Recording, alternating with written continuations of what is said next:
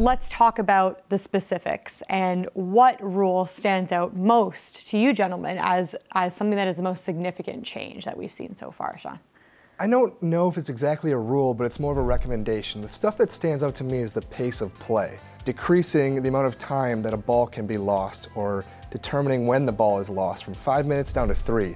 I think that's a 40% change. It's a really significant amount that you can't be digging in the weeds forever anymore. You go up there, you got 3 minutes, you figure it out, and you go back to the tee or you find your golf ball and you play your golf ball. Now, on top of that, the recommendations of a 40 seconds to hit your shot, ready golf, those kind of things are just, that's what moves golf forward. It moves you forward on the course as well.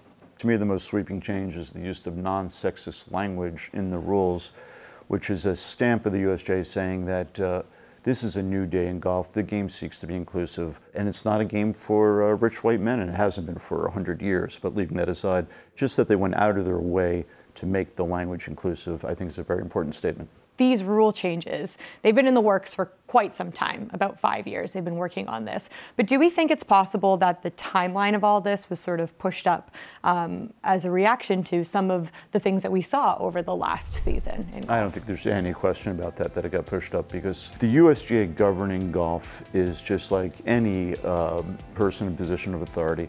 They run golf at the consent of the governed. And there was a groundswell of these rules make no sense. There's no question that the events of 13 with Tiger Woods and the events with Dustin Johnson last year accelerated the process. I'm sure of that. I think the insight from the players as well, that really brought the rule complaints to be something that was universal with golfers. It wasn't just that amateurs and mid-handicaps like myself were complaining about. When players chimed in and said, you know, these rules kind of have to be changed. It's not just us, it's not just amateurs, it's everyone in general that kind of wants this to happen. That's what I think really put the foot down and said, hey, let's take a look at this.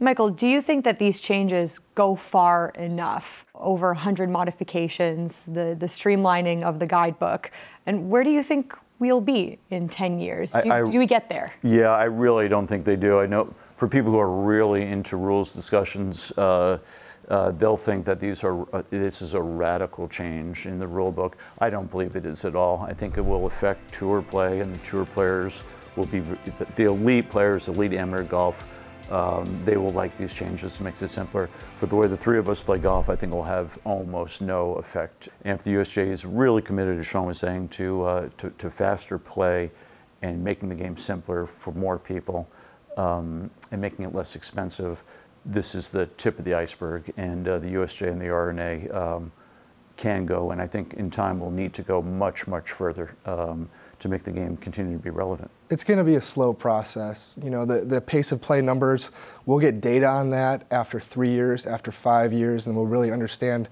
how effectual that these changes have been, and that only begins in January 1 of 2019. So it's going to be a slow process.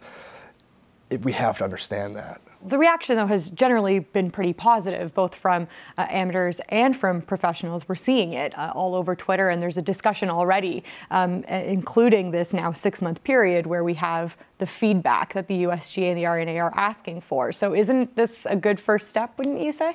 It is, but you just, what, 20 months from now is when these things go into effect. So we're going to have this little grace period, a trial period of sorts, where we can understand if these rules make sense, if we need more rules changes, if we need more proposals. So it's going to take time. It is a good step, but it's not something that is going to even affect us next week when we play. But I do think, Marika, you make a very good point, because I think you can go right on down the line, and every single thing they're proposing is an improvement. And now I personally think it's going to look silly to drop a ball from 1 inch. But there's a reason why they chose 1 inch, because the fact is, once it's higher than 1 inch, that ball starts rolling when it's on slopes, and that slows things down. There's a logical basis for every single thing they did. And when I went through the list, there was not one single thing where I thought, that makes the game worse. I thought every single one of them makes the game better. I think the theme really is just simplicity, taking things that were very complicated, the drop rule, fixing spike marks, things that were complicated, that felt needlessly complicated, and simplifying them. They can go a couple steps further, but right now, like you said, it's a good first step.